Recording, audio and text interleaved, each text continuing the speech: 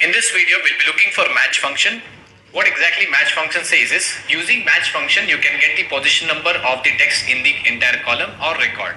So let's see how we can go. If you see, I have the data as top products, that is mobile, camera, watches, cosmetics. Now I want to find out what is the position number of laptop. So let's see, verbally calculate 1, 2, 3, 4, 5, 6. The position number of laptop is 6. How do I calculate using a function?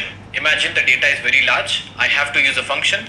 The function is equal to match and it says lookup value. So that's my lookup value, comma. Second, it says the table array. So that's my table array. So I'll select this one, comma. How do you want it? Do you want the exact match or do you want greater than, less than? So right now I'll go for exact match and I'll close the bracket.